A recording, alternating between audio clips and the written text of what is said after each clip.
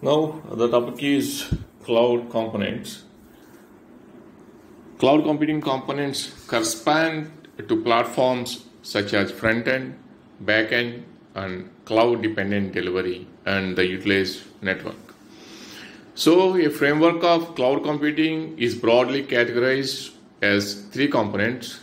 Those are clients, distributed servers, and data centers. So, just observe this image. Client computers connected to data centers over internet. So now let's see one by one. First one is client computers. Clients in cloud computing are in general to the operation of LAN, local area networks. They are just the desktops where they have their place on desks. Of course, you know this. These might be also in the form of laptops, mobiles, tablets to enhance mobility. So these client computers are three different types in cloud computing. First one is mobile clients. Mobile devices are portable and work on wireless access of network through internet. It includes PDS, smartphones like Windows mobiles, iPhones, Blackberries, etc. The next one is thin clients. Thin clients are computers that do not have internal hard drives, but rather let the servers do all the work, but then display the information. There is also a high level of security because no data is stored on the thin clients. All the data resides in our data center or on the cloud. So the risk of a physical breach is small. Thick clients. This type of client is a regular computer, but that do contains internal hard disk and use web browsers like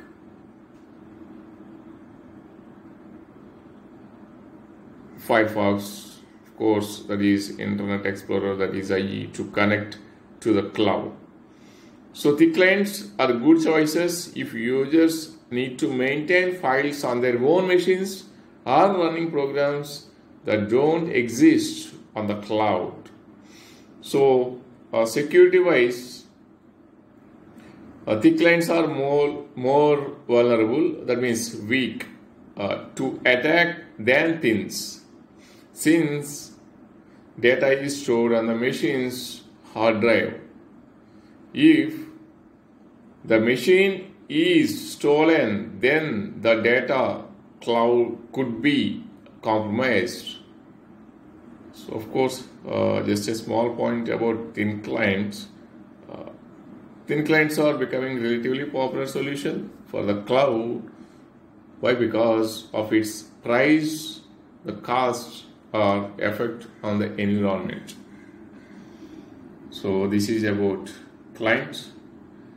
So let's see a few advantages of thin clients.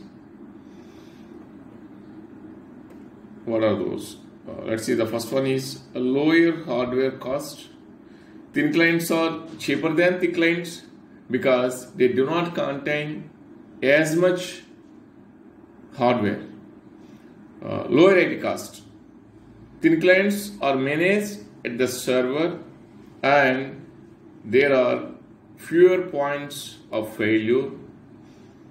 What about security? Since the processing takes place on the server and there is no hard drive, there is less chance of malware invading, that means attacking the device.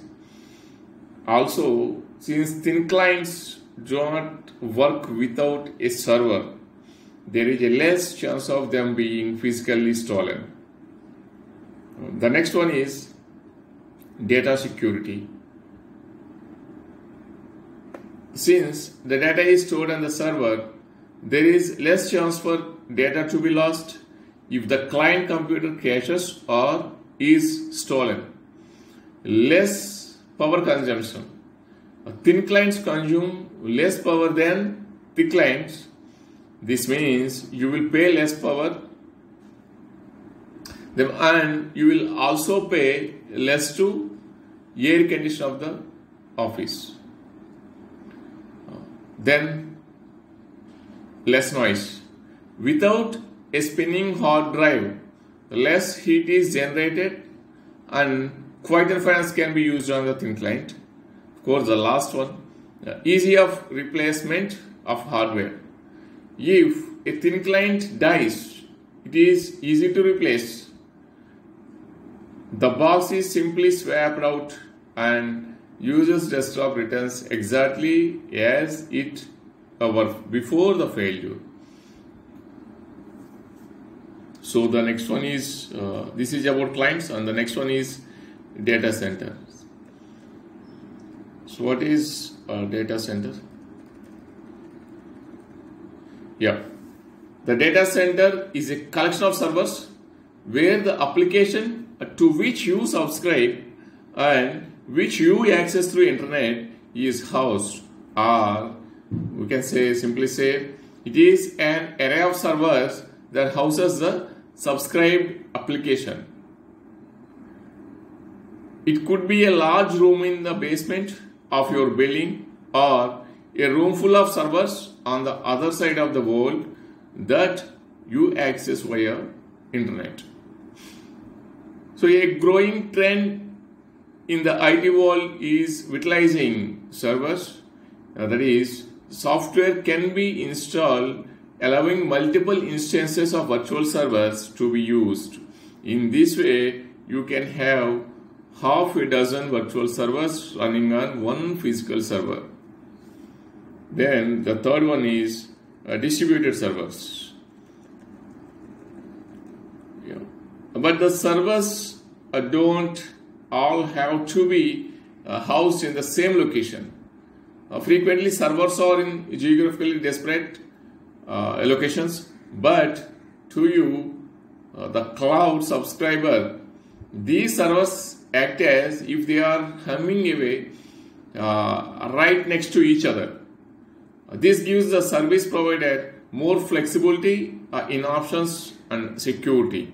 Let's see, for example, Amazon has their cloud solution in servers all over the world. In something goes wrong at one site, causing a failure, the service will not be stopped. It would be accessed through another site. If the cloud needs more hardware, they did not need one more server in the safe room. They can add them at another site and simply make it as part of the cloud.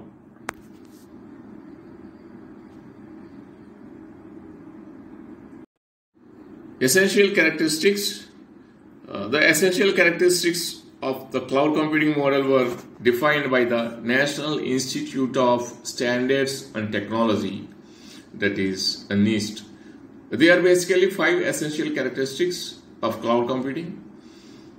The first one is on-demand self-service, broad network access, resource pooling, rapid elasticity, and measured service.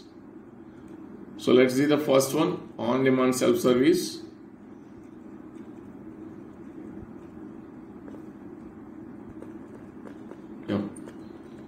On-demand self-service refers to the service provided by the cloud computing vendors that enables the provision of cloud resources on demand whenever they are required. In on-demand self-service, the user accesses cloud services through an online control panel. The cloud computing services does not require any human administrators. Users themselves are able to provision, monitor, and manage computing resources as needed. Self-service mode will help the customer to take full control of the allocated cloud infrastructure. So customer can add additional computing service resources. Customer can reduce resources when there is less demand. Above manipulations can be done without any technical or sales support.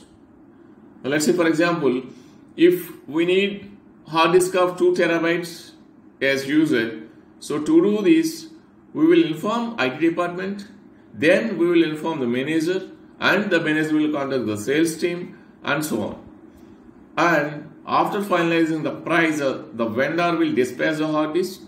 So there is a process to be followed, and it will take much time. But in cloud, we do not follow any channel. All we need to log in into portal, let's say for example apc.com or anything, can enter credentials. We simply click, which increases the space of your server, that is 2 terabytes. So now what is on demand? On demand means if we are looking for Amazon Web Services, so that service would be available to me whenever I require. In other words, a manufacturing organization can provision additional computing resources as needed without going through the cloud service provider. This can be a storage space, virtual machine instances, database instances, and so on.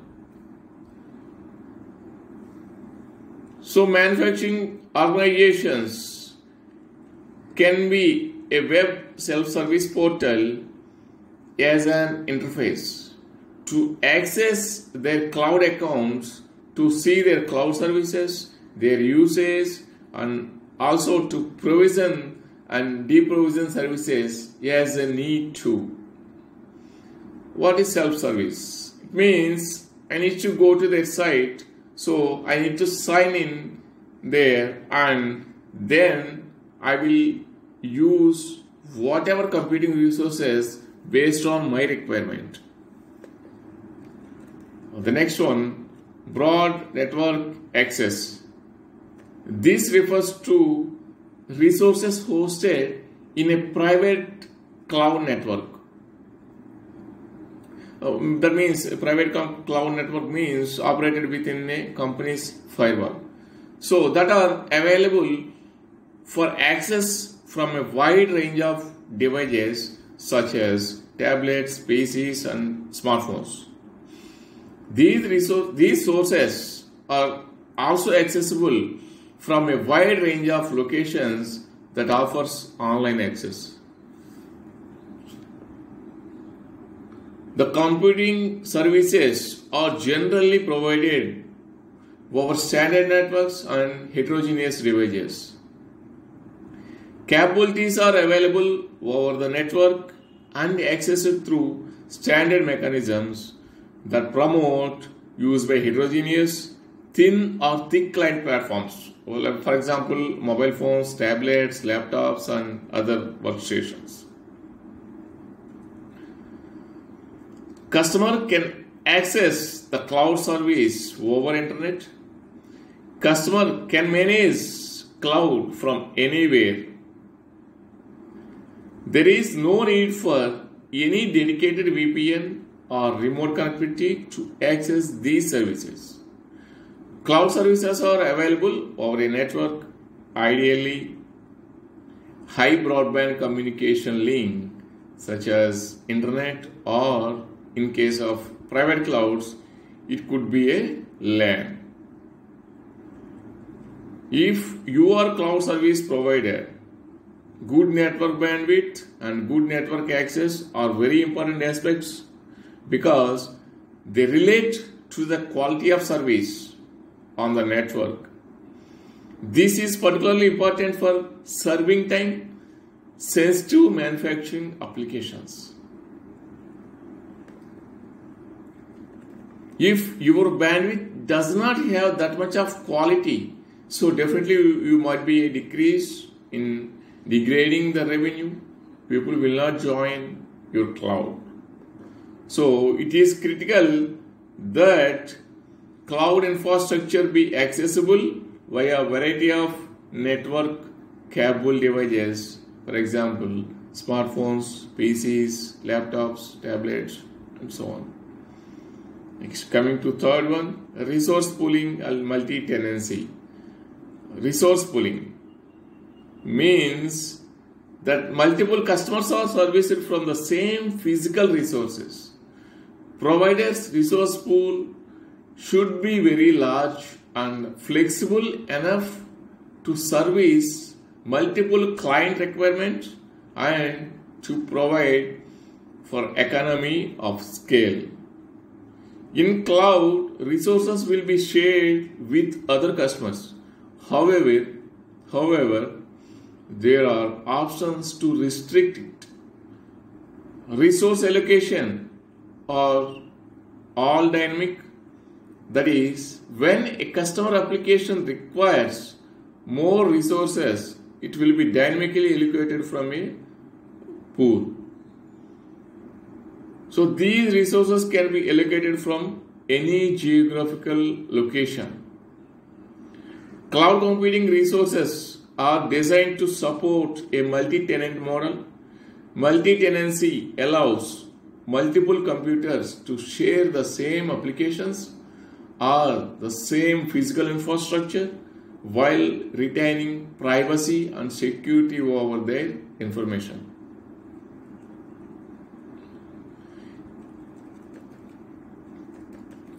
So it is similar to a people living in an apartment building, sharing the same building infrastructure, but they still have their own apartments and privacy within that infrastructure. That is how cloud multi-tenancy works. For example, a resource will be shared among different customers. Let's say two students are coming to college on one bike. So they are sharing the resource. That is, resource means here bike. Let's see another example. For example, you all using a Google Drive. So once you create Gmail account, you can store up to 15 GB. Do you think that Google have 15 GB hard disk only? No, not at all. They have hard disk of 10 or 100 terabytes of hard drive, and that hard drive will be divided into chunk of memory of 15 GB, and that one hard drive will accommodate thousands of computers. So we have only one resource, that is one hard drive, and that resource will be pooled by thousands of customers. So, do you think that Google have Intel dual-core processor within their server? No. They have at least Xeon processor with 16 core or beyond that, that is 32 core or 64 cores processor. These powerful processor can be dedicated to one customer? Obviously no. Core will be shared among different customers, right? Now, next thing is rapid elasticity.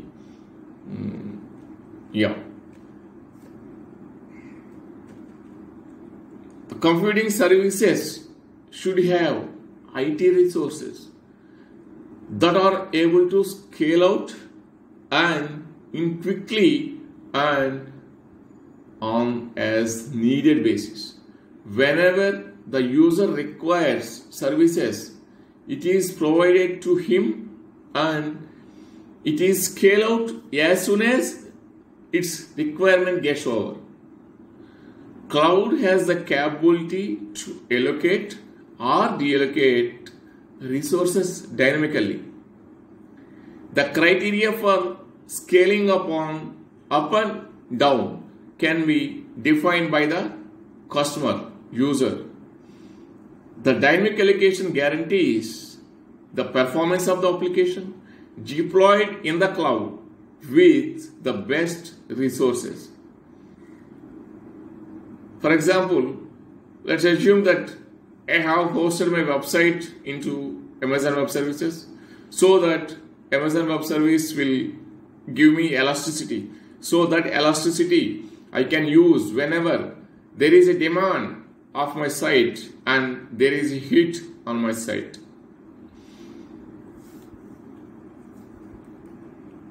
Let's say I have configured an Amazon Web Service system for hosting my website. Let's say 50 users at a time that I can accommodate, and suddenly I got the traffic of these thousands of hits.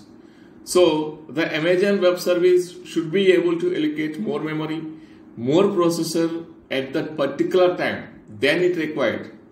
That is called rapid elasticity. So rapid means as soon as possible.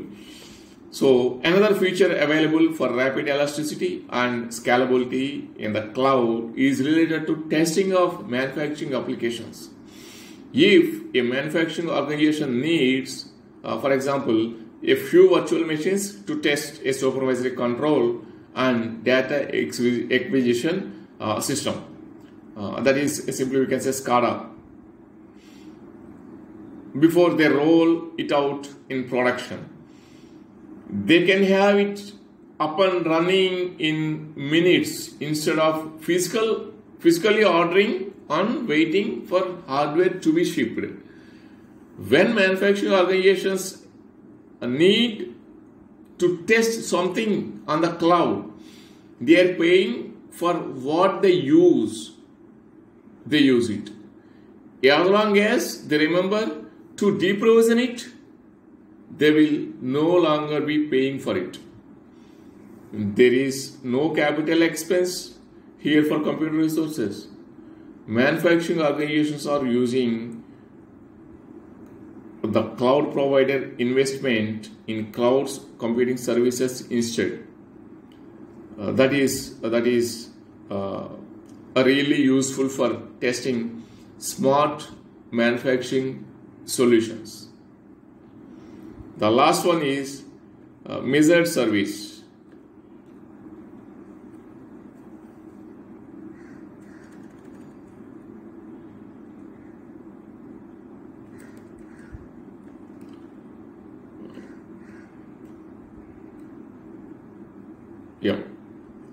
Measured service. In cloud, customer will be charged based on the usage of resources. There will be a mechanism to automatically measure the usage of resources. Billing will be based on pay per use, which benefits the customer. What we measure is, we measure the service, how much service you have taken from me. Based on that, I will generate the bill. For example, in Google, your storage go beyond 15 GB, they will give you a message to increase the memory, and then for that you will have to pay to getting it. In the same way, many companies use the cloud services and they have to pay to use those cloud services. Cloud services are nothing but computing resource services.